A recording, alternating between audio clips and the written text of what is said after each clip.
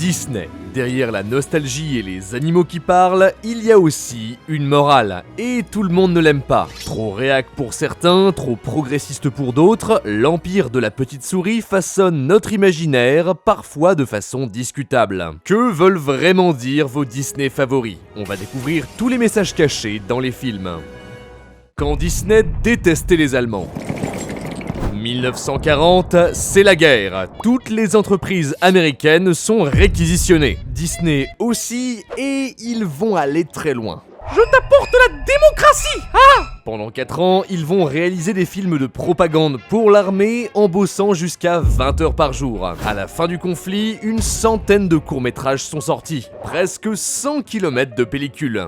Donald combat les Japonais, Dingo incite à faire des économies de carburant, comme aujourd'hui, il faut motiver les Américains. Le cartoon le plus poussé, c'est le visage du Führer. Donald est devenu allemand, il vit entouré de swastikas et se réveille en saluant les portraits de ses dictateurs préférés. Il y a zéro subtilité, même les aiguilles de son réveil tendent le bras bien haut. Enfin mais Donald, mais qu'est-ce qui se passe? Qu'est-ce qui t'arrive? C'est pas toi Donald, réveille-toi! Heureusement, c'était qu'un rêve. Ouf, Donald est bien entouré de drapeaux américains, l'ombre de la Statue de la Liberté veille sur lui.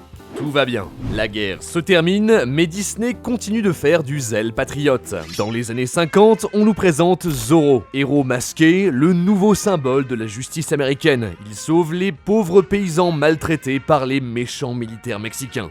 Oh non, votre excellence, Zorro se fiche tout à fait de moi. C'est clair, Walt Disney est pro-USA. Pendant la guerre froide, il a carrément dénoncé plusieurs de ses salariés qu'il pensait communistes. Sûrement une manière de se venger des syndicalistes qui avaient bloqué son bureau en 41 pour protester contre les licenciements et les mauvais salaires. Le rêve américain, il y croit dur comme fer. Tout le monde peut bâtir son empire à la sueur de son front, après tout, c'est ce qu'il a fait. Ça se voit dans ses films. Cendrillon, elle n'a rien, plus de statut social, plus d'argent, mais elle continue de travailler dur et d'être gentille avec tout le monde. Ça finit par payer, elle épouse le prince et elle a des super fringues. Mon bonheur est infini. Le film sort juste après la guerre, le peuple vient de passer 6 ans de misère, le message est clair, du calme, continue tes efforts, tu verras, bientôt ça sera encore mieux qu'avant. C'est le soft power, vis comme Cendrillon et tu seras heureux. Lentement, Disney façonne nos esprits. On voit ça partout. Les 7 nains rentrent du boulot en chantonnant, Blanche-Neige est trop contente de faire le ménage pour tout le monde, Pinocchio bosse dur pour devenir un vrai petit garçon, Tiana économise pour lancer son propre business, pas de vague, ils ont leurs ambitions personnelles, ils veulent aller très loin, mais ils rentrent gentiment dans le rang de parfaits petits Américains. Disney est-il royaliste ? Je vois l'esprit d'un enfant comme un livre vierge. Beaucoup sera écrit sur ses pages. La qualité de cette écriture affectera profondément sa vie. Ça, c'est de Walt Disney. Les œuvres que l'on regarde enfant construisent l'adulte que nous serons plus tard. Un des dessins animés qui a influencé le plus de monde, c'est Le Roi Lion. 10 millions d'entrées à sa sortie en France, même score pour son remake en 2019, c'est le film préféré de beaucoup de gens. Le thème, l'ordre social, qui dirige, qui est dirigé. Mufasa, c'est le leader ultime. Beau gosse, chef incontesté, tous ces sujets se mettent à genoux devant lui. Et tout ça m'appartiendra? Le roi est bon, donc la domination du peuple est juste. Les animaux se font bouffer par les lions, mais ils sont contents, c'est simplement l'histoire de la vie, l'ordre naturel.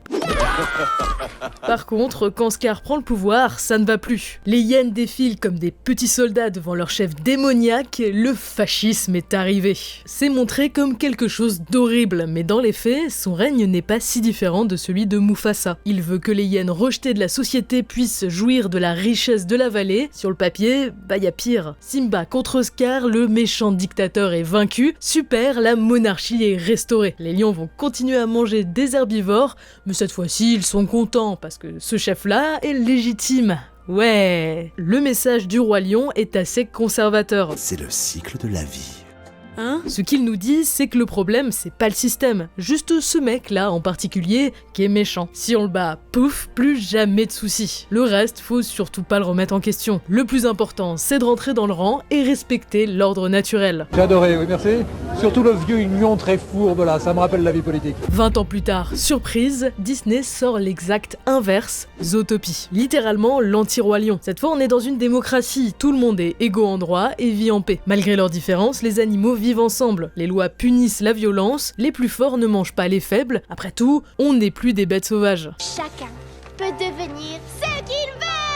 Sauf qu'en pratique, c'est plus complexe. Julie, une lapine, veut devenir policière, mais personne ne croit en elle, car elle est toute petite. On se moque d'elle et on lui met des bâtons dans les roues. Sans explication, les prédateurs commencent à redevenir sauvages et saccagent la ville. Le rêve utopique commence à se briser. Serait-ce impossible pour tout le monde de vivre ensemble ? Mon enfant, on est peut-être évolué, mais au fond, on est toujours des animaux.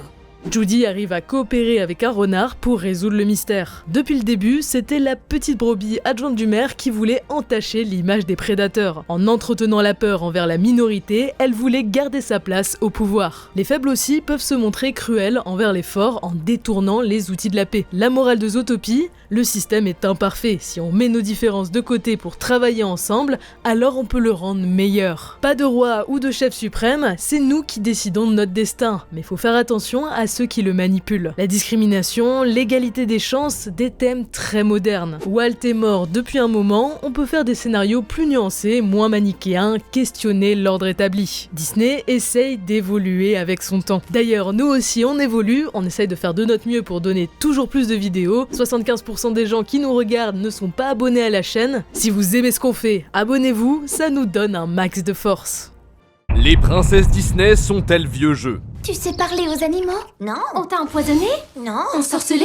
non, Kidnappé ou enfermé? non. Est-ce que ça va? Vous voulez que j'appelle la police? Entre Blanche-Neige et la Reine des Neiges, il y a un gouffre. Une bonne princesse Disney à l'ancienne, c'est pas compliqué. Elle est belle, douce, gentille, elle parle aux animaux et à la fin, elle se marie avec un prince. Et c'est tout, pas besoin de lui donner un vrai caractère. Elle a une vie pourrie, mais attention, elle ne doit pas se battre pour s'en sortir. C'est le prince ou alors un tour de magie qui vient la sauver. De l'autre côté, les femmes fortes et indépendantes, c'est les marâtres, sorcières, belles-mères, parfois les deux en même temps. C'est toujours les méchantes, le message est clair. Mais dernièrement, Disney a tenté de faire des princesses plus modernes.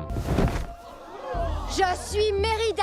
Mulan avait déjà surpris à l'époque, une femme qui se bat, alors waouh, c'était du jamais vu à l'époque. Mais le plus gros décalage, c'est la sortie de Rebelle. Mérida est une battante, elle a des convictions et pour une fois, pas de physique de mannequin. Bon, pour les producteurs, elle est presque un peu trop rebelle. Lorsqu'on nous la présente comme la 11e princesse Disney, on lui fait un relooking intégral. Plus d'arc, mais une robe à paillettes, des cheveux soyeux qui volent au vent, tout ce qui la rendait unique, c'est poubelle. Forcément, c'est le scandale. Disney fait marche arrière et quelques années plus tard, il se rattrape avec la Reine des Neiges.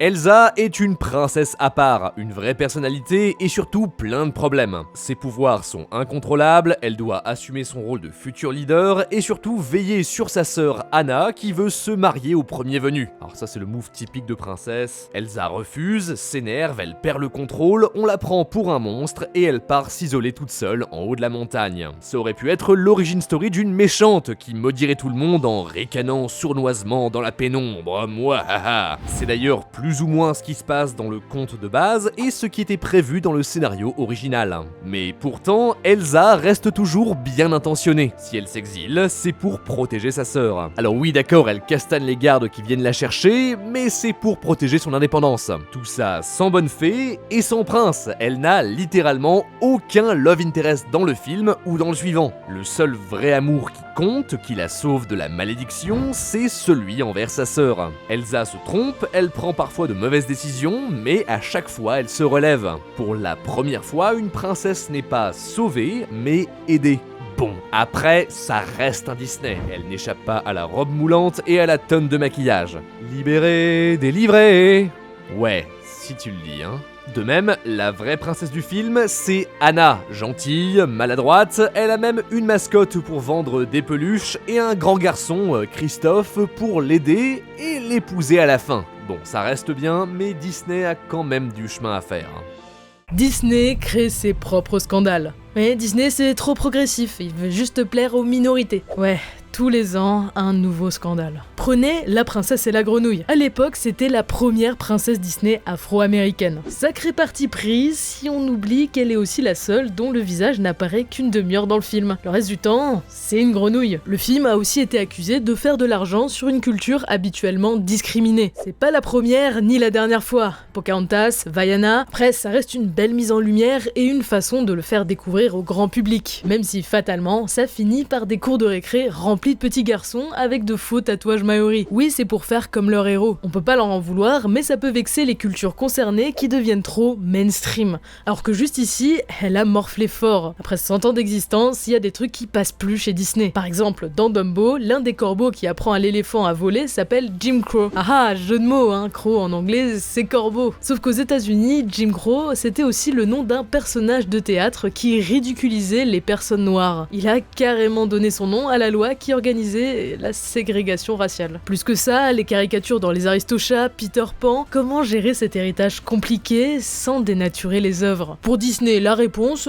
c'est un petit carton de prévention. Récemment, le studio tente d'être plus ouvert et intègre de temps en temps des personnages homosexuels dans ses histoires. Zootopie, c'est le premier classique Disney avec un couple ouvertement gay. Souvent, ça fait beaucoup de bruit pour pas grand chose. Un baiser de 2 secondes dans Buzz l'éclair, une policière random dans En avant, un personnage secondaire dans La Belle et la Bête. Au mieux, ça n'apporte rien à l'histoire. Au pire, on s'en rend même pas compte. Sérieusement, vous saviez qu'il y avait un couple lesbien dans Star Wars 9 ? Ouais, faut regarder la scène de fin au ralenti et faire pause au bon moment. Ça suffit pour construire une partie de la com dessus et envoyer le réalisateur J.J. Abrams annoncer fièrement que le film était inclusif. Du coup, bien sûr, appel au boycott, drama sur Twitter, tout le monde parle du film. Pour Disney, c'est de la pub gratuite et une manière de brasser un maximum de public. Regarde, tu es représenté. Achète mon film. Récemment, on a eu Avalonia, l'étrange voyage, avec un parti pris bien plus fort que d'habitude. Ethan, l'un des personnages principaux, a un petit copain. Il s'appelle Diazo. Diazo, hein? Il me plaît vraiment. C'est bien développé, mais le film ne tourne pas non plus autour de ça. On n'en fait pas des caisses, que t'aimes les filles ou les garçons, ce qui compte c'est l'aventure. Problème, ça a été un immense flop. 65 millions au box-office mondial, pour un budget de 180, ça pique. Très peu de publicité, un lancement entre Black Panther et Avatar, il n'est même pas sorti en France. C'est comme si rien n'avait été fait pour donner une chance au film. Certains croient au sabotage, histoire de dire « Regardez, on l'a fait, on est progressif, mais on peut plus se permettre de le refaire. » C'est une question tendue. Tout le monde voit ce qu'il veut voir, peu importe la vérité, c'est pas bon pour l'image du studio. Après tout, Disney doit s'assurer que les parents continuent d'avoir confiance pour emmener aveuglément leurs enfants voir les nouveaux films au ciné. Faut faire assez de vagues pour plaire aux jeunes, sans trop en faire pour ne pas effrayer les adultes. Leur but, c'est trouver l'équilibre qui plaît à tout le monde. Cet entre-deux, ça rend les Disney très intéressants lorsqu'on veut comprendre le contexte de leur sortie. Le Roi Lion ou Blanche-Neige restent des œuvres de leur temps, un miroir sur la culture du passé. Analyser un film Disney, c'est toujours une leçon d'histoire. De même, les films qui sortent aujourd'hui sont le reflet de notre société. Qu'est-ce qu'on peut dire, pas dire, qu'est-ce qui est important? On espère vous avoir donné envie de regarder vos Disney préférés de manière plus profonde. La prochaine fois que vous verrez passer un scandale sur Twitter, rappelez-vous que pour eux, c'est que du business. Tout est une question d'entre-deux. C'était Mélie et Téromique, merci de nous avoir écoutés, abonnez-vous et à la prochaine, ciao.